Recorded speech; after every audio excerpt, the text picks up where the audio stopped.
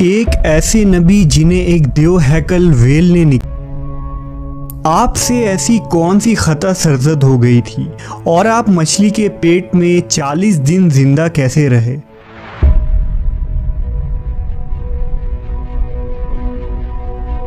اس video میں ہم اس ہستی کے متعلق جانیں گے جن کا واقعہ قرآن مجید میں یونس اور توریت میں جوناہ کے نام سے آیا ہے۔ تاریخ میں آشوری قوم ایک عظیم اور طاقتور قوم کی حیثیت سے جانی جاتی ہے جس کا دارالحکومت اشور تھا۔ اشوری دراصل بنی اسرائیل کے نسل سے تعلق رکھتے تھے جو بخت نصر کے حملے کے بعد غلام بنا کر بابل اور عراق لائے گئے تھے۔ اس زمانے میں دریائے دجلہ کے کنارے نینوا نامی ایک چھوٹی سی بستی تھی۔ اشور کے کسی بادشاہ نے ایک دیوتا کے نام پر نینوا میں ایک مندر بنوایا۔ رفتہ رفتہ دوسرے بادشاہوں نے بھی مندر اور عمارتیں بنانا شروع کر دیں اور ایک دور ایسا آیا کہ یہ چھوٹا سا علاقہ سلطنت اشوریہ کے عظیم الشان دارالسلطنت میں تبدیل ہو گیا۔ نینوا شہر کے بیچوں بیچ مندر اور شاہی محل تھے جہاں سے اشوریوں کا بادشاہ پورے سلطنت پر حکومت کرتا تھا اور اونچے تخت پر بیٹھ کر بازاروں، گلیوں اور تفریح گاہوں کا نظارہ کیا کرتا تھا۔ اشور کے مغربی علاقے میں لہلہاتے کھیت تھے۔ پورا شہر درختوں اور باغات سے سرسبز و شاداب تھا۔ اشوریہ لوگ پتھر تراشنے کے فن میں بھی ماہر تھے، لہذا جگہ جگہ سنگ مرمر کے دیواروں پر انہوں نے اپنے دیوتاؤں کے نقش و نگار بنا رکھے تھے۔ مختصر یہ کہ نینوا تہذیب و تمدن کا شہر تھا۔ اشودر دیوتا ان کا سب سے بڑا دیوتا تھا۔ نیز یہ لوگ بادشاہ کو بھی خدا کا درجہ دیا کرتے تھے۔ یہ لوگ بت پرستی اور کفر و شرک میں مبتلا تھے۔ اس وقت نینوا کی آبادی 1 لاکھ سے زیادہ تھی اور یہ 700 قبل مسیح کا زمانہ تھا۔ اللہ نے اس زمانے میں اس قوم کی ہدایت کے لیے حضرت یونس علیہ السلام کو بھیجا۔ حضرت یونس کا پورا نام یونس ابن متا تھا۔ آپ حضرت ہود علیہ السلام کی اولاد میں سے تھے، جبکہ بعض مفسرین نے لکھا ہے کہ یونس علیہ السلام کا تعلق بنی اسرائیل سے تھا۔ آپ حضرت یوسف کے چھوٹے بھائی بن یامین کے بیٹے تھے۔ جب آپ کو نبوت ملی اس وقت آپ کی عمر 28 سال تھی۔ آپ پر ایک صحیفہ بھی نازل ہوا جو توریت میں یوناہ کے نام سے موجود ہے۔ حضرت یونس سب سے پہلے اشوری بادشاہ کے پاس گئے اور اسے پیغام حق سنایا۔ اسے خدائی کے جھوٹے دعوے سے توبہ کرنے کا حکم دیا اور ایک اللہ کی عبادت کی طرف بلایا۔ یونس علیہ السلام نے اس سے ان اسرائیلی قیدیوں کو آزاد کرنے کا بھی حکم دیا جسے اس نے قید کر رکھا تھا۔ نینوا کا بادشاہ آپ کی باتیں سن کر غضبناک ہو گیا اور آپ کی جان کا دشمن بن گیا، لہذا آپ علیہ السلام نینوا کے عوام کے پاس گئے اور انہیں توحید کی دعوت دی، انہیں شرک و بت پرستی اور دوسری برائیوں سے توبہ کرنے کو کہا، مگر اہل نینوا نے ایمان لانے سے انکار کر دیا اور اللہ کے رسول کو جھٹلا دیا۔ یونس علیہ السلام مسلسل اس کوشش میں رہے کہ ان کی قوم کے لوگ راہ راست پر آ جائیں۔ آپ نے انہیں بہت سمجھایا اور دعوت کے کام کو جاری رکھا۔ دیکھتے دیکھتے 40 سال کا عرصہ گزر گیا، لیکن یہ قوم حضرت یونس کا انکار کرتی رہی اور شرک پر ڈٹے رہے۔ نیز حضرت یونس کو دھمکیاں بھی دی گئیں کہ اگر آپ نے اشودر دیوتا کے خلاف کچھ کہا تو وہ آپ کو قتل کر دیں گے۔ آخر کار حضرت یونس اپنے قوم سے مایوس ہو گئے۔ جب ان کی سرکشی اور نافرمانی انتہا کو پہنچ گئی تو اللہ نے حضرت یونس کو حکم دیا کہ لوگوں کو آگاہ کر دو کہ 3 دن کے اندر ان پر عذاب آنے والا ہے۔ لہٰذا آپ نے اہل نینوا کے سامنے اعلان کیا کہ اگر تم نے 3 دنوں کے اندر بت پرستی اور شرک سے توبہ نہ کی تو تم پر اللہ کا قہر نازل ہوگا اور پورا شہر تباہ و برباد ہو جائے گا۔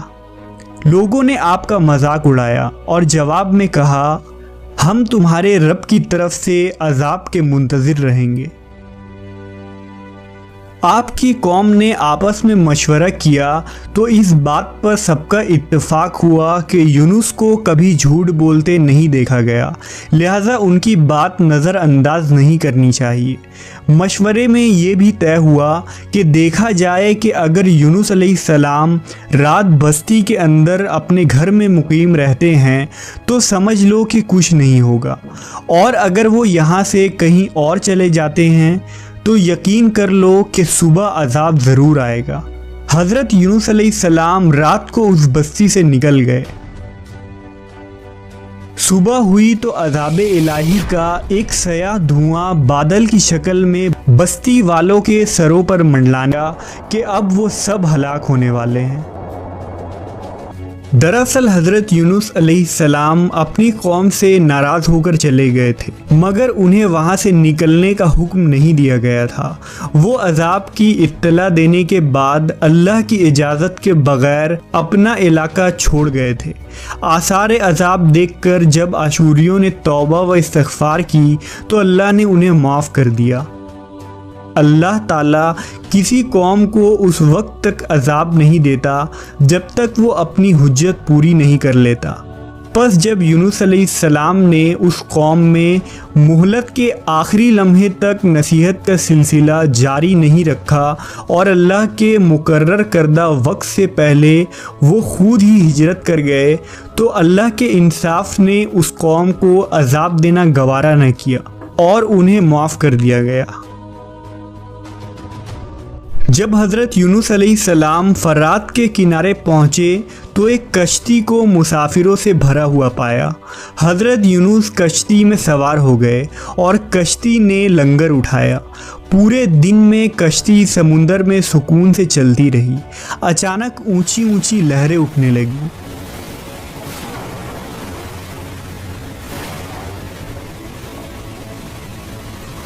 لوگوں نے اپنا ساز و سامان سمندر میں پھینک دیا کہ کشتی کا بوجھ کم ہو جائے، لیکن کشتی کا بوجھ پھر بھی کم نہ ہوا۔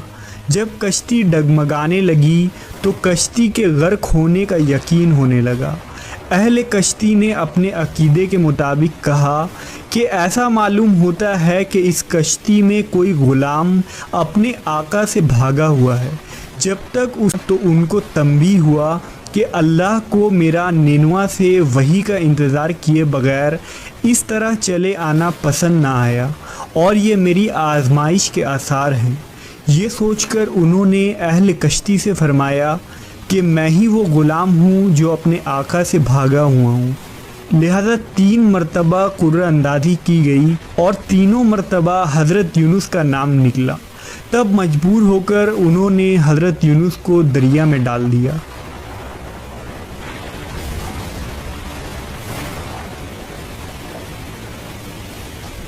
اس وقت اللہ نے ایک بڑی مچھلی کو حکم دیا کہ انہیں نگل لو، یہ تمہاری غذا نہیں ہے، اس لیے ان کے جسم پر کوئی تکلیف نہیں ہونی چاہیے۔